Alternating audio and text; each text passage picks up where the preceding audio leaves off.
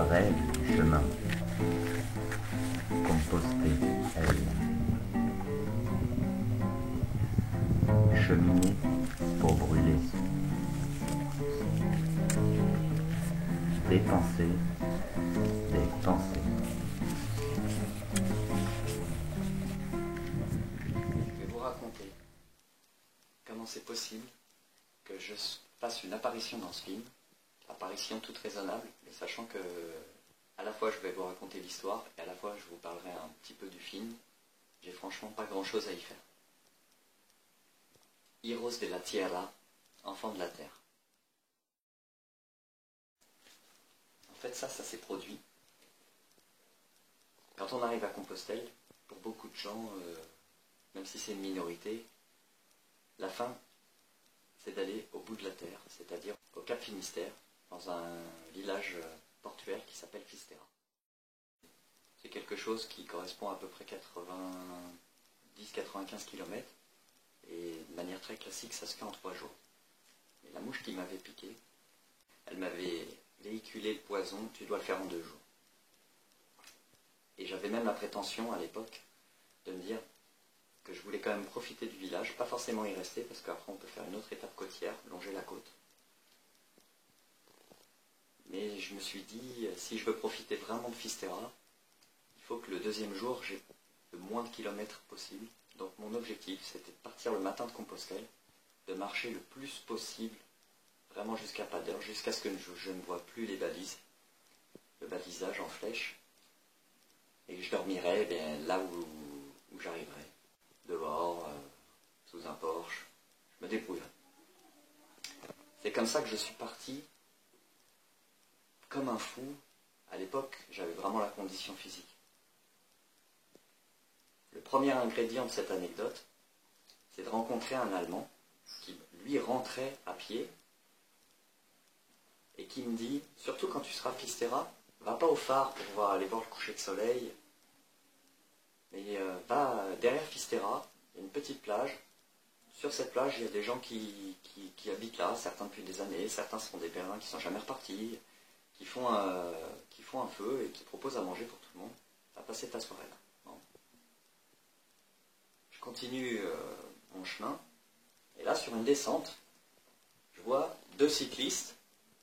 Ça ne me parlait pas trop. Un cycliste, c'est quelqu'un qu'on ne revoit jamais.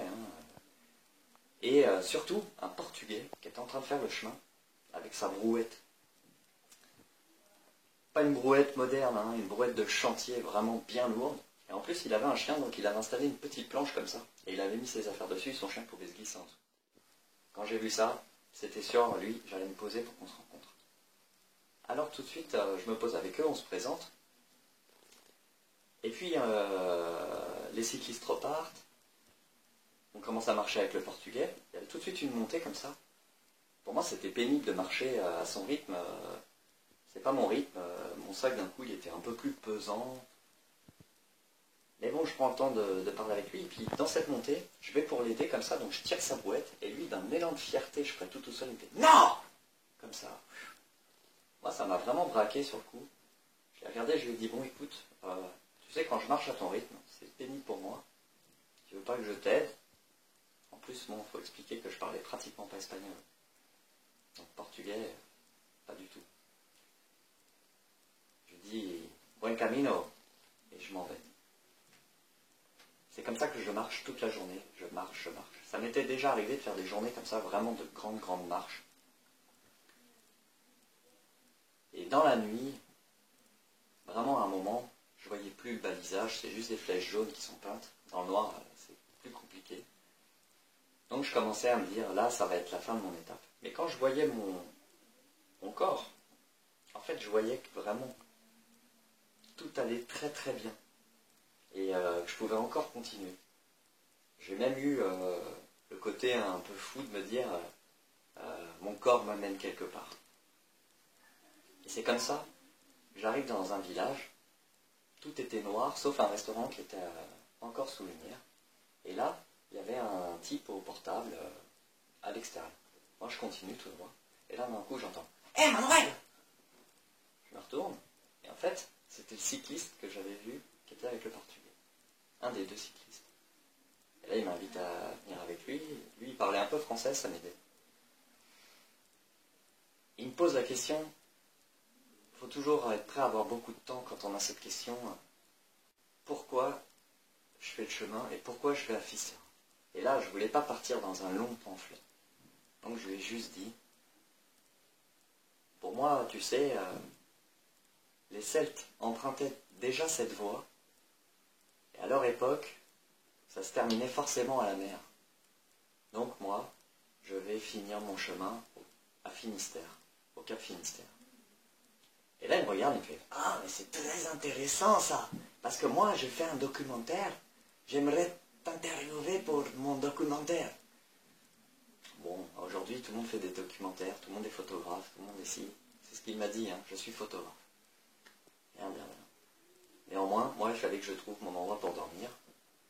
Donc, je continue à marcher à peine. Je trouve un endroit, je m'endors. Le lendemain, je repars. Et là, en fait, c'est ça qui est fou, c'est que j'ai pas arrêté de le croiser, cycliste, toute la journée. C'est impossible de croiser des cyclistes sans cesse. Pas du tout au même rythme. Et je sais pas ce qu'on faisait quand je marchais, il devait faire une pause. Et il y a une dernière petite montée comme ça, et en fait, quand on arrive en haut, c'est la première fois qu'on voit l'océan, surtout si on est passé par le chemin intérieur français, c'est la première fois qu'on voit l'océan. C'est un vrai cadeau. Et là, il me fait, attends Manuel, je vais te prendre en photo. Je fais, d'accord. Et là, il sort son iPhone, et il me prend en photo.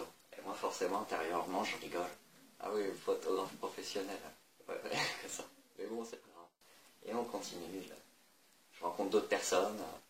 Et le soir, à Pistera, je m'étais bien rappelé cet Allemand qui m'avait dit, surtout, tu vas pas au phare. Tous les gens que j'avais rencontrés ce jour-là allaient au phare. Donc je me retrouve un peu seul, acheter mon sandwich, et puis aller à la plage. Dans ma solitude, je suis sur le fronton, j'arrive à ces plages, et là j'entends « Hé, Manuel !» Je le retrouve enfin, ce photographe espagnol. On passe la soirée ensemble, on parle aussi de ça, je lui parle des conditions dans lesquelles je faisais mon chemin. Bon, forcément, lui, il était resté, c'est pas tous les jours qu'il voit un pèlerin à pied qui fait la même étape que lui en vélo. C'est là que je lui dis, tu sais, moi je veux faire le retour. Alors il me fait, Manuel, quand tu arriveras à Puente la Reina, tu passes chez moi. Il me laisse sa carte, hop, ce qu'il faut pour le recontacter. Et finalement, je passe la parenthèse, mais le retour, je ne l'ai pas fait à pied parce que je me suis fait ramener jusqu'aux portes d'Estella par une famille espagnole qui était en camping-car. Ça serait une autre anecdote à raconter. Quelques jours plus tard, je me retrouve à Puente la Reina. Je vais sonner chez lui, personne. Bon. En attendant, je me dis, il y avait un autre lieu à côté, et c'est là que j'irai dormir ce soir. C'est un lieu très très marquant, une église templière qui s'appelle Santa Maria de Eunate, qui à l'époque faisait l'accueil. C'était un lieu très très particulier. Immanquable. En attendant, je me promène dans la ville, et c'est là que je tombe sur quelqu'un qui mendiait en fait devant l'église. Il faisait de la musique. Bon, moi je me pose à côté de lui, je l'aide un peu comme ça, rythmiquement, on passe un peu de temps ensemble. Et c'est comme ça qu'en fait il y a beaucoup de gens qui sortaient, et ça tombait. Le type il était super content, il était en train de se faire plein d'argent. Ce qui fait qu'au bout d'une demi-heure, même pas un petit quart d'heure, on n'est pas resté très longtemps ensemble, il me dit, je t'invite à boire quelque chose. On se retrouve dans la rue principale de Puente la Reina, au bar comme ça. Et là, il y a plein de cyclistes qui passent à fond. Et là, d'un coup, forcément, j'entends quelqu'un qui pille. Hé, Manuel! C'est pas tout à fait aussi court que ça, mais c'est là qu'on décide de se donner rendez-vous le lendemain, et que finalement, il me ferait cette interview dont il m'avait tant parlé.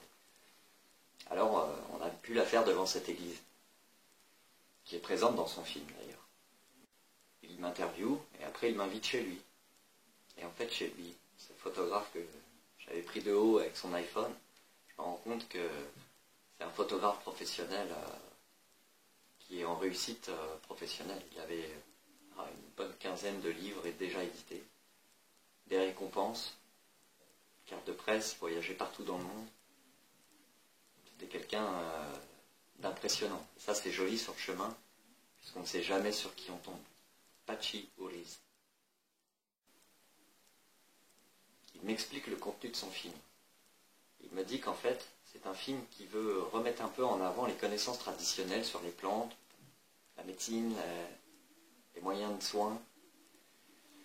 Son idée, c'est de prendre quelqu'un qu'il appelle l'alchimiste, qui vit dans sa ville et qui fait des élixirs avec des fleurs, des élixirs floraux, on va dire, et de le faire rencontrer un chaman en forêt amazonienne. Et à l'époque, le film devait s'appeler « Quand les druides rencontrent les chamans ». Et dans ce film-là, il y avait un petit passage sur le chemin de Compostelle. C'est pour ça qu'il voulait mon histoire. Et à un moment, je le vois sortir en courant de chez lui. En fait, il a vu passer par la fenêtre cet alchimiste. Pour moi, c'était le comble de la magie. C'est rien à raconter, mais à ressentir, c'était beaucoup. Finalement, je repartirai de chez lui avec un livre dans lequel il m'a fait une dédicace. Et il écrivait « Une âme d'alchimiste ». Alors tout ça semble prétentieux, hein. Et moi, ce sont les mots qui me font mes fils conducteurs. Après, moi, je suis juste quelqu'un qui marche. Et quelques jours plus tard, après ces périples, je remarchais à l'envers pour rentrer vraiment en France. Hein. Et je voulais repasser par un lieu qui m'avait beaucoup marqué, à l'allée. Un lieu... j'avais trouvé la capacité d'accueillir les gens phénoménale et quelqu'un qui m'avait beaucoup marqué. Ce gîte, je voulais m'y reposer une journée si c'était possible. Ce gîte, bien sûr, s'appelle l'Alchimiste.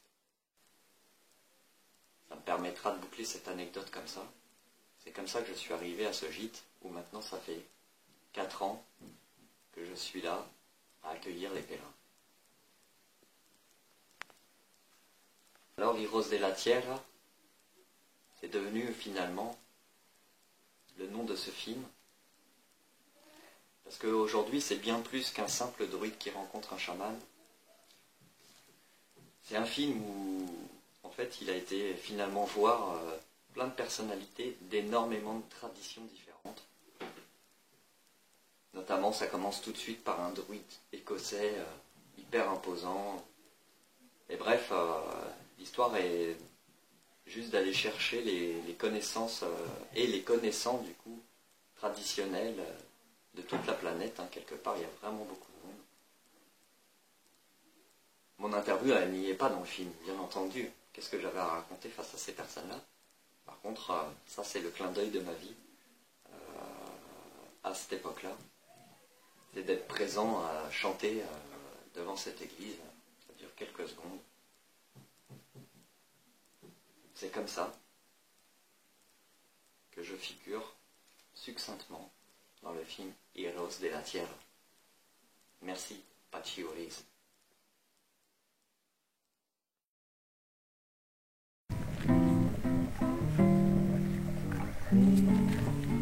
Brève du chemin. Compostelle. Cheminée pour brûler. Dépenser